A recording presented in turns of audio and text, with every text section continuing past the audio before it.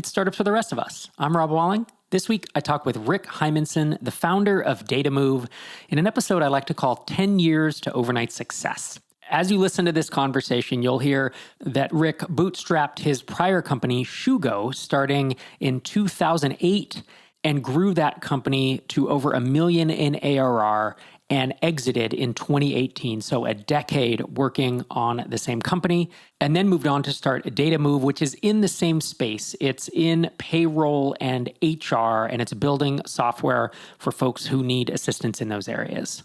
Rick became a listener of this very podcast in 2021, and his first thought when he was listening was, where was this years ago? He realized this podcast could have saved him a lot of time and a lot of headache. And so here he is in this episode to give back to you as someone who has had an exit and is on his second bootstrap startup and who is gaining traction with datamoov. We not only tell his story, but we especially focus on several learnings that he took from his experience building, growing, and exiting Shugo. Before we dive into that, my book, The SaaS Playbook, it's almost out. I ran a Kickstarter. I have hardcover books here in my office, and I have several thousand sitting at a fulfillment center getting ready to be shipped out to Kickstarter backers. In addition, I have a final proof of the paperback copy that you can still get at saasplaybook.com. If you haven't given it a look yet, head over there to learn more about what's in the book and how it's kind of all the stuff that I've learned over the years. I've tried to put it into a single tome. And with that, let's dive into my conversation with Rick Hymanson, founder of datamoov.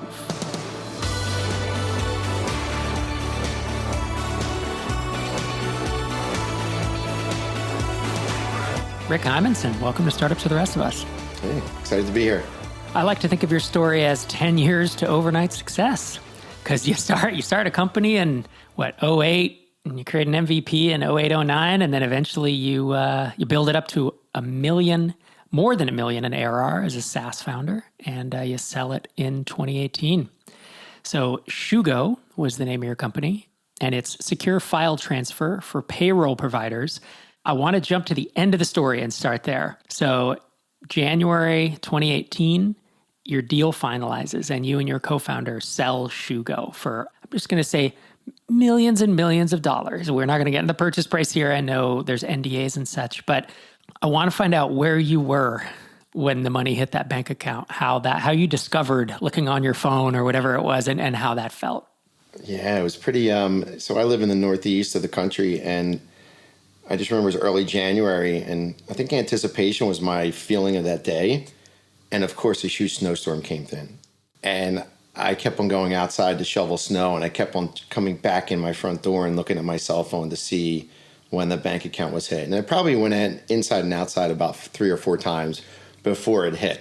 So I literally came inside, I looked at my phone, I saw it, I texted my co-founder, and then I literally went back outside and shoveled snow again.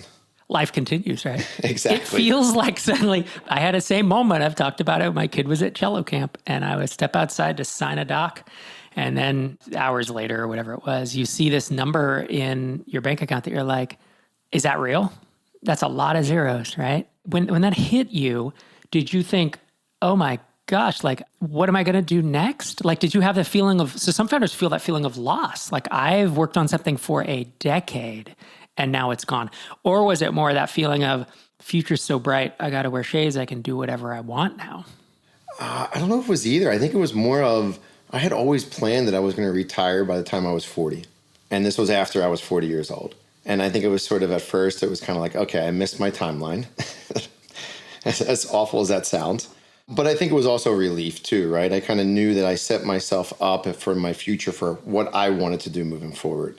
And I hate to say this, I felt like I could then prioritize projects that I wanted to work on now and not have to focus on making sure that dollars are coming in for my family and their future and what we had to live on. So I think that was just sort of where my head was. I call it freedom, purpose, and relationships. These are these things I seek. Whether you make $500,000 in an exit or 5, 10 million, you have some modicum of freedom at that point to work on what you want for different periods of time. I would say at 10 million, you're probably for the rest of your life. And, at 500,000, maybe you can take a year or whatever, 2, depending on where you live. 5 years if you're a digital nomad, of course. But that's what you found, right? It's life-changing because you can now work on whatever you want and you don't need immediate revenue. Sometimes I found the paradox of choice creeps in, where you can do anything. What do I decide to work on? How do I decide what to do next? So before we go back to the beginning of your story and recount the tale, like, how did you decide to start your next startup, which is datamoov? It's spelled detamoov. It's at datamoov.com. And the H1 is reinventing the way data moves. Datamoov eliminates manual tasks with its no-code data exchange, connectivity, and movement platform. And realistically, it's around moving payroll data. So it's focused on something that your Shugo was also around payroll and HR stuff. So back to the question is, like, you can work on anything next. You could have taken years off. I'm going to presume, like, what made you decide to start datamoov specifically? Yeah, I mean, I didn't start it right away, right? We were acquired in 2018, and I spent the next 2.5 years working at the acquiring company. So I spent a bunch of time still in the industry, still working a little bit on the product that we had built for a while. And I really didn't move forward with datamoov until former customers called me. And they felt like there was a big void in the industry still. And they thought that I was someone that could maybe take that on and take it head on. And, originally when they called me, Rob, they were talking about integrating payroll data to retirement vendors. And I thought it was so boring, and I just dismissed it. I was like, this sounds so awful. But the more I kept thinking about it, I kept on thinking about Zapier and how a Zapier-like solution could be a huge hit in this payroll HR industry, and how it could really reinvent the way that these guys work. And so again, it really wasn't my original thought. It was prior customers coming to me and presenting problems that they had and how they felt that I could solve it. And again, it took me a few months to convince myself that now was the time. I always knew after Shugo was acquired that I would do another venture. I just didn't know when or what. Honestly, I thought I was going to get out of the payroll industry because I've been in it for 20 years. But again, opportunity knocked, and I just felt like it was time. And so if we flash back now to February of 2008, you started Shugo, focused on providing secure data exchange for accountants. And you equate it to like ShareFile, right? That you thought if it's something that would help them during tax season. Then you brought on a CTO with some equity. I call him your co-founder. Is that the relationship? I would say, I always treated him like that. He wasn't there when we originally started, but he was so instrumental in what we did and our success that I think it's a good term to describe him as. And so you created an MVP over the next couple of years. And that's a long time, man. It's like you finally, 2010, 2 years later, you finally get it in the hands of accountants and you quickly realize maybe this isn't going to work. Walk us through that. Yeah, so we had a couple of local accountants that we knew that would be our MVP users. And we gave it to them. We put it in their hands. And we noticed a few things right away. Number one, they didn't use the product whatsoever. Even though we thought that there was this great need that they had, their usage just didn't happen. We saw no data movement whatsoever. And then in just conversations and interviews with them, we just found out that their accounting platforms they were using were including this type of functionality already. So again, we probably started in 2008, like you said. We didn't have an MVP for a couple of years. We were probably too late. And we just realized we had to pivot. And I had an old mentor that used to tell me all the time, just look, as an entrepreneur, test. Test different things, try different things. That's your job. See what sticks. Obviously come up with ideas of what you think will work, test them, see if they work. And, luckily I was in the payroll industry and folks were like, Rick, I think what you have, we need. And we kind of stumbled upon it because they were struggling with securely exchanging data. And that sort of ventured our foray into the industry that way. This is super interesting. See, when we use the word pivot, there are like 12 categories of pivoting, right? There's a zoom in and a zoom out, and I know like 3 of them. This feels to me, I may be making one up, but this is almost a positioning pivot where the product doesn't sound like it had to change. The tech was there. It was just, we're not going to be for accountants. We're going to be for payroll. Is that pretty accurate? It's almost 100% accurate. That's a great way to describe it because the product did not change. We enhanced it as we grew based upon features and needs that the payroll industry had, but the original product didn't change at all. The core structure of the system, the core features didn't change one bit. It was more just a marketing positioning now, is where we were really trying to target payroll providers. And I think just to describe this, most people think in the payroll world, ADP, Paychex, these big companies, you have Gusto, new providers out there. But there's thousands of independent payroll providers across the country. from accountants to just small professional payroll companies. And that's who we really targeted and worked with. So was it pretty obvious from the start? Like you got that input, and it's easy to get a payroll company to say, oh, we would use that. So what was it like getting your first, let's say 5 or 10 paying customers? Maybe it's a long time ago, so I don't need exact numbers, but like, do you remember how long it took to get those customers? And was it pretty obvious from the start, like this has legs? I would say once we got the first 1 or 2, it's such a tight-knit industry that the word just started spreading virally. So probably to go from 1 to 2 to 10, I'm going to guess it probably only took us about maybe 2 months at that point in time, because people were just talking. And a lot of folks had that same need. And these payroll companies, a lot of these guys, really do talk and value the opinions of each other, especially because back in that time, they were all geographically focused. So someone who was focused, let's just say in New York, would trade stories with somebody in Minnesota because they didn't feel like they were competing against each other. So that's how I think it quickly grew like wildfires to the point where people just talked and word of mouth spread. And we grew pretty quickly from 1 to 2 customers to 10. That's amazing. I want to call out here, you started this in essence in 2008, and it's 2013 when you stop consulting, when you go full-time on Shugo. Like that's a 5-year time frame. And that's something I think that a lot of listeners, and even like today's kind of expectation when I go on Indie Hackers or Hacker News or something, it's like, oh, I'm full-time from the start, or I'm full-time from 6 months in. I don't know if it's a, this is how we did it in the old days thing, or if this is how I would do it again today, but I did the same thing. I was part-time nights and weekends for years on things that I was building, some of which worked and some of which didn't. But that's a long time. And I think sometimes that's just what you have to do, right? You just have to grind it to make this work. During that 5-year time, were there moments where you were like, this isn't sustainable for me? Because I'm assuming, were you working maybe 40 hours a week of consulting and then 20 hours a week, on Shugo? Yeah, and I think when I look at my lifetime, and it's kind of weird to say that, but I had just started a family in 2008 as well. So at the same time, I got married in 2007, first child in 2008, second child in 2009, started the business in 2008. So I think there was a lot of moments of doubt because I had 2 young kids in the first early years, and we had revenue just starting to grow slightly. But obviously, it's great when you're making a couple $100,000 consulting, and why would you give that up? So I think part of our delay was probably A, what was going on in my life, B, we were making such great money consulting. But I knew in the end I wouldn't be happy. Even if I had $1 million of consulting, working for every hour that I needed to get paid just wasn't what I wanted. Yep, I did the same thing.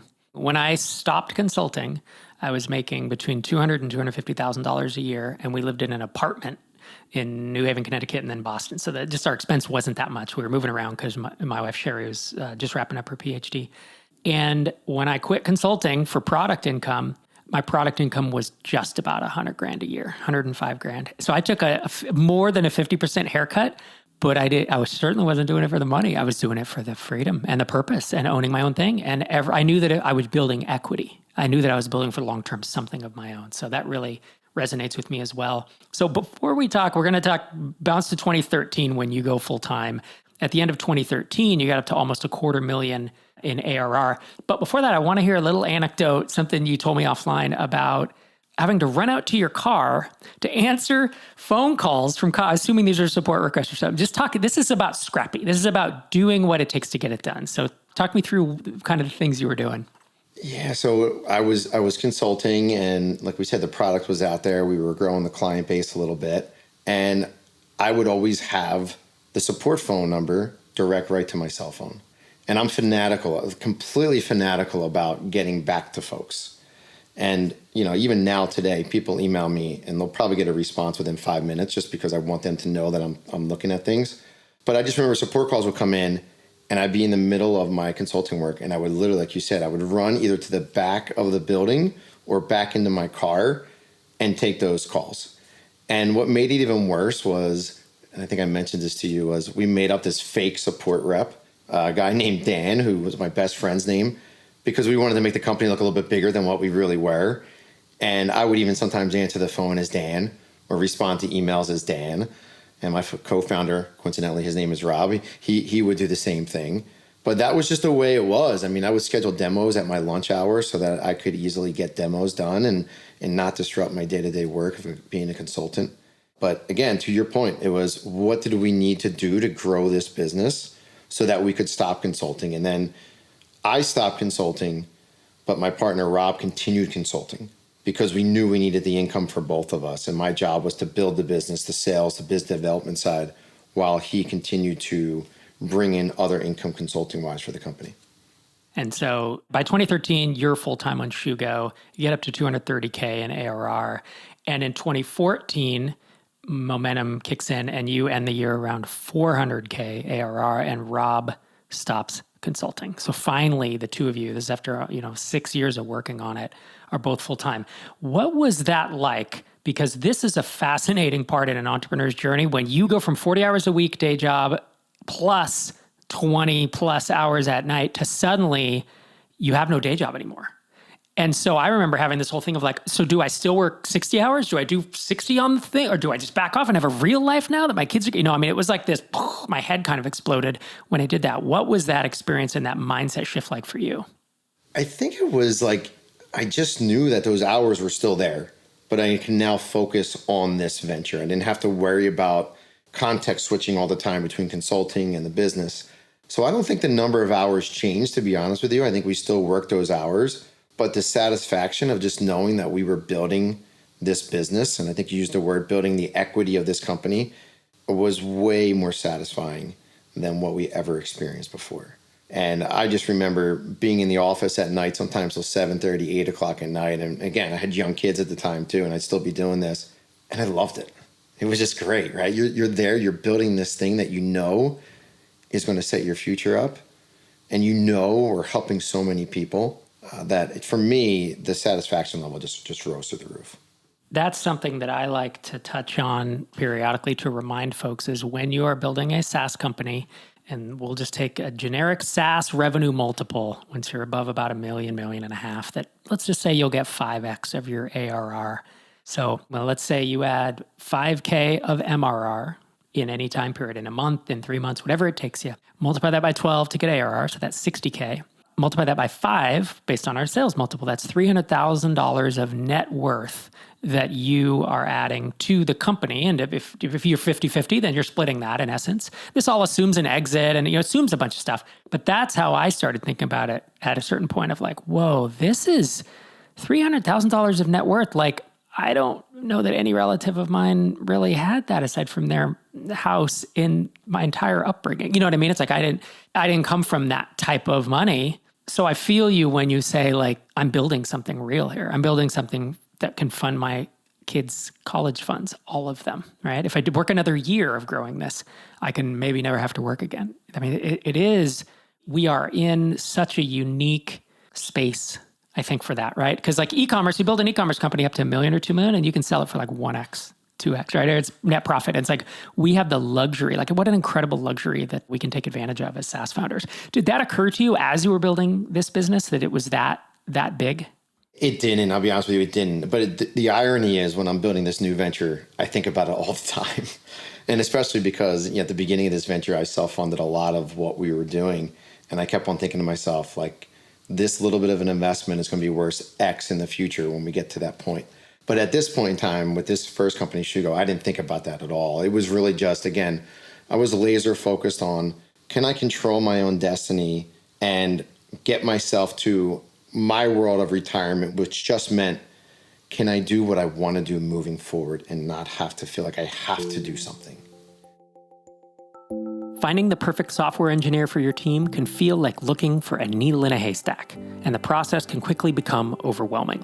But what if you had a partner who could provide you with over 1,000 on-demand, vetted, senior, results-oriented developers who are passionate about helping you succeed? And all that at competitive rates.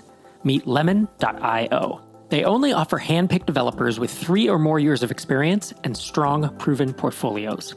With Lemon.io, you can have an engineer start working on your project within a week instead of months. Plus, you won't waste your time on candidates who aren't qualified.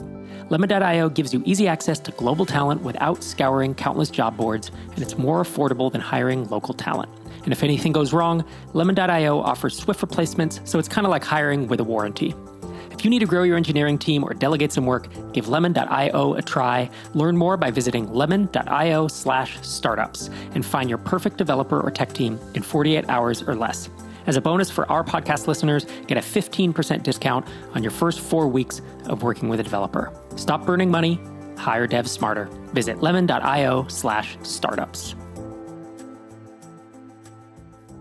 And so we're about to get to where your acquisition started in a minute, but I want to touch on maybe two more points before then. In 2014, not only did you end it with $400K in ARR, but you expanded your feature set. So you moved from just a secure exchange platform to essentially a lightweight HR platform. So maybe a land and expand is what it feels like a little bit. What was behind that decision? Yeah, there was a couple different points. So one was, I think in the payroll industry at that point in time, I always felt like the employee experience was neglected. A lot of the payroll software vendors really focus on how do we process payroll and do that, efficiently. But what about the employees, right? They're the guys who are getting their pay stubs, who have to record their hours, who have to, request time off. I felt like nobody was really tackling that. The other thing was just, again, we were constant communication with our customers, and they felt that need too. And none of their main software providers were offering those solutions. And so we thought, this is an opportunity for us to jump in and provide something a little bit different. And that's when we built this mini HR system, lightweight HR system, like you said, which basically the employee touched from the moment they were hired. They completed their new hire paperwork, their W-4s, their I-9s, everything else through there, to the moment they were terminated. And there was a huge neglect in the industry. So it was more of us seeing that, but really just constant communication with our customers in what was the void. And everything was built on that secure data exchange platform. That was the underlying piece, because we had a lot of PII that we were transferring. We had a lot of PII that we were storing. So it sort of was a natural fit from there. The next question I'm going to ask you is a recurring segment on startups for the rest of us. So much so we actually have a sting, an audio sting that my editor puts in after the fact. And the question is, Rick, when did you know you had product market fit? Yeah, I think the biggest way was I was at an industry event, and we had built part of our solution for a specific payroll platform. And there's probably like 5 or 6 major payroll platforms out there in the market. So we really had hit this one platform. And a customer of ours, who was only using a specific piece of feature set that we had, grabbed me aside and he pushed me into the corner. And by the way, I'm really good friends with this guy today. And he said, I know what you're doing for XYZ platform. I need you to do it for mine now. And that was the moment I think I said to myself, crap, we're on to something. We could get to X amount of customers with one payroll platform, but if we can get to that second payroll platform, we could double. We get to the third payroll platform, we could triple. And I think once that second platform came in and that moment happened, I think I knew. That's a cool story. So taking us back, at the end of 2014, you're at $400K. The end of 2015, you're at $650K. The end of 2016, you're at $850K. I mean, you guys are really executing. Like these are nice growth numbers. And then in 2017, you're basically approached about an acquisition. And I know there's a story of how that came about. And in 2018, January, it finally closed. Do you want to walk us through how the acquisition came about? And by this time in 2017, you're north of $1 million ARR, which is a sweet spot for SaaS. But talk us through that story. Yeah, so we kept on thinking, who are the potential folks that could acquire us at some point? We knew that was going to be our exit strategy from day one. And we really focused a lot on partnerships. How can we partner with other vendors in the industry to really offer a better solution for our customers? Because we had a lot of joint customers with a lot of our partners. And this one partner, we had sort of built a good relationship with, to the point where we would go to industry conferences and we would see them. And the CEO and I would actually plan our travel around the same times and like meet up in the airport kind of secretly, just to like talk, catch up, see how things were going. So really that's sort of how it all came about. Was we had a partnership. The CEO of that company and I became pretty close. And at that point, our acquirer, they had just been purchased by a private equity company. So they knew right away that they were going to add on to the platform that was acquired. And I think they got acquired in like July 2017. Literally 2 days later, the CEO called me, Rick, we haven't talked in a month and I want to tell you why. We were just acquired by a private equity firm. I want you to go meet them. And ironically, like I live in South Jersey, right outside of Philadelphia. The private equity firm was right outside of Philadelphia. So literally it was like a 30-minute ride for me out there to meet these guys. And I just remember like walking into that office the first day, so nervous. I didn't know what to expect. I'm this guy with these, really smart PE guys all around me. Didn't know what to expect. And that's how it all started. And from first conversation until close of the deal, cash in your bank, how long did that take? It took 6 months. Oh, wow. That's not too bad. No. That's not bad at all. Yeah. I thought we were going to end. I thought we were going to finalize before December. And there was one thing that held us up. And this is just my one thing that I am so laser focused on now. There was one question about IP. And it had to do with a company that we just had a conversation with about product features. And I think the private equity guys were a little bit spooked that there could be some sort of IP question. And we had to wait to get a sign off from that company that we had that conversation with. So it delayed us probably like 2-3 weeks. And I just remember going, if this screws up this deal, I am going to go crazy. Yeah. That's the thing. When you say 2 or 3 weeks, it's just like, okay, 2 or 3 weeks, you are an incredible pressure cooker. And you're like, no, any day now I can have millions of dollars in my bank account. And this thing is holding it up. I had one of those. It was only like a 48-hour delay. And it was something similar. And it was a guy I wound up giving some money to do an IP assignment, as a contractor. And that wasn't even with Drip. That was with Hittail. It was a much smaller deal. And that still drove me nuts. Yeah, it was tough. I mean, because to your point, at this point in time, you're drinking, sleeping this deal. I mean, and you've been through these where you're going through hundreds and hundreds of pages of documents. And frankly, I don't know about you, but like, I don't understand 50 to 60% of what's in those documents. And I'm just relying on my attorney to guide me down the right path. And even though I try to read it, I just get confused and I don't really understand what's going on. But for 2 to 3 weeks, it was at the back of my head, like, could this derail what we have going on? And I knew the company we talked to, it was just conversations. Like there was nothing that really could be impactful. But I mean, I understand it now. And then that's why like I am so laser focused. Anybody we work with, we're getting something signed just so that I have it right off the bat. These are the things you learn. Yeah. Doing it multiple times. And so you were acquired. Congratulations. You said already, that you worked there 2.5 years, and then you decided you wanted to start datamoov in 2021, and then kind of launched it in 2022. You now have close to 70 customers. Are you above that now? Yeah, we're about 70 now. We've been adding a few each month. So, and the beauty of our world is we add a customer and they process payroll for hundreds or thousands of clients around the country. So we have the opportunity to hit a lot of small businesses with our solution. Yeah, it's a nice way to go. And I want to ask you in a second, you've basically bootstrapped 2 businesses now, the one that you've already exited and then datamoov. I want to ask you about it. I want to ask you took TinySeed funding, kind of ask you, why that decision? Because you obviously could have funded datamoov yourself. But first, you mentioned specifically offline that startups for the rest of us. You discovered it in 2021. And the quote I think I have from you is, where was this years ago? So first, I'm like, how did you hear about it in 2021 of all years? And second, I guess, what mindset do you feel like this podcast brought to you? The lessons that it's brought to you that have been helpful? Yeah, so it's funny. I think I was like, I go for a run or a walk every day. And I was just getting bored of listening to music. So I'm not a big podcast listener, but I just was like, let me just search Apple Podcasts for something like startup businesses. And I really just stumbled upon it. And I remember the first couple of episodes I was listening to, and I was like, shit, if I would have had this back in 2010 or 2011, those mistakes I've made would never have happened. Or they probably would have happened, but I probably would have learned from them a little bit quicker. Like I think about some of the guests that you've had on, they talk about like, look, when you're a startup founder, especially if you're a technical startup founder, getting into that sales side is difficult. You have to put yourself out there. And that was me. I think I mentioned to you before, like I came at first thinking that it was going to be the field of dreams way of if you build it, they will come. It doesn't happen that way. I mean, it sounds great to be that and you could have the greatest product in the world. That's not normal.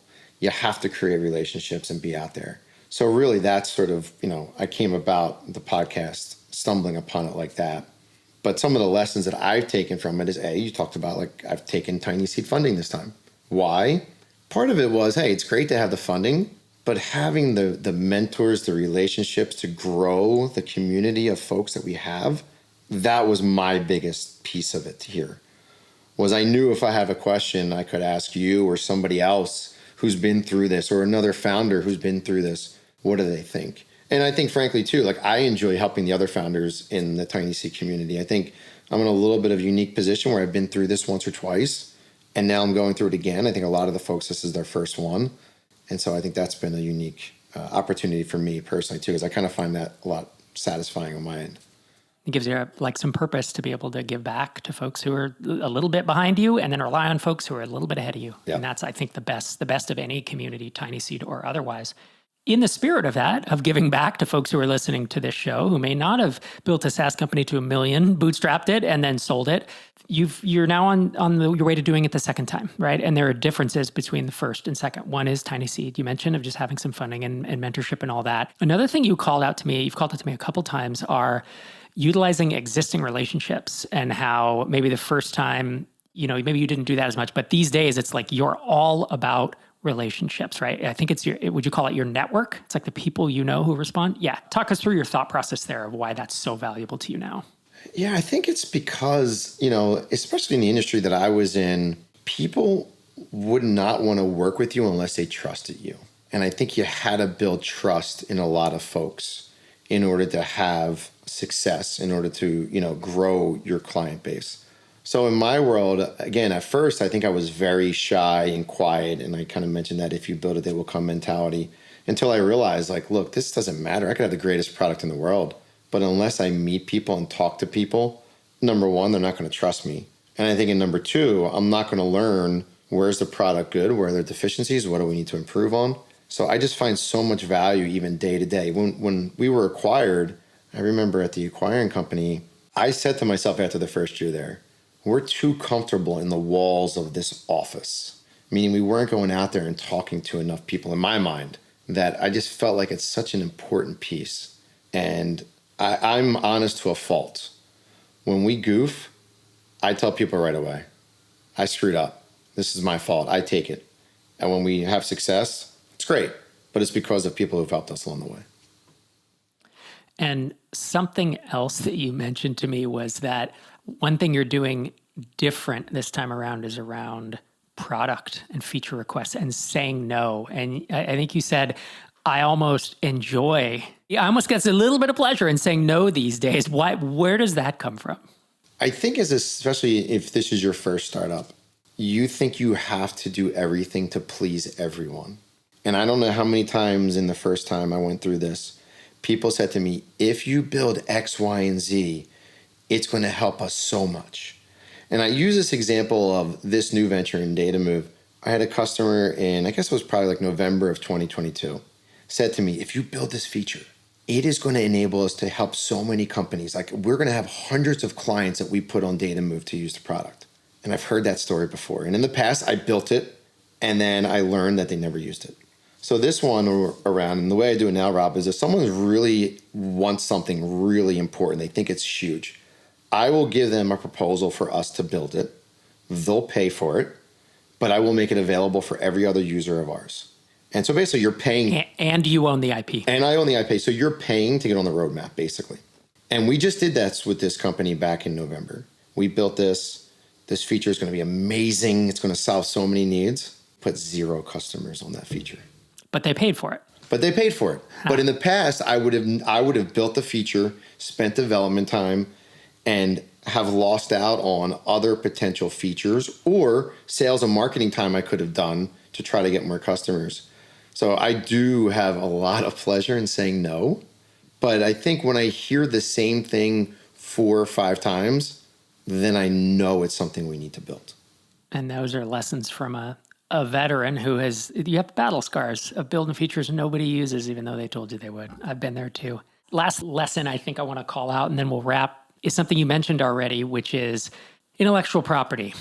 So the fact that it postponed your deal or held up your deal for 2 to 3 weeks, I'd imagine these days, is it as simple as every employee and every contractor and anyone who works on your code or writes copy or whatever, you sign an IP ownership agreement? It's as simple as that. I mean, you could probably there's probably some off the shelf that you can use, but I know I have one for every employee, any contractor that we utilize. It's the first thing. We have to own the IP. Because you don't want to be there again. Exactly. And then look, as a SaaS-based software company, that's the value of your business. Like you said, I've been in this payroll world for 20 years. Payroll companies maybe get 1 to 2x on their revenue. And, a lot of that can be held back based upon performance and how many folks stay as part of the customer base. SaaS companies, as you all know, are completely different. So IP is key. Rick Hymanson, thanks so much for joining me, man. If folks want to keep up with what you're working on, it's datamoov.com. It's detamoov.com. Or they can find you on LinkedIn, and I will link up your LinkedIn profile in the show notes. Thanks again for coming on the show. Thanks, Travis. Fun. Appreciate it. Thanks to Rick for joining me, and thanks to you for joining me this week and every week on the show. If you keep listening to these episodes, I will keep recording them. This is Rob Walling signing off from episode 669.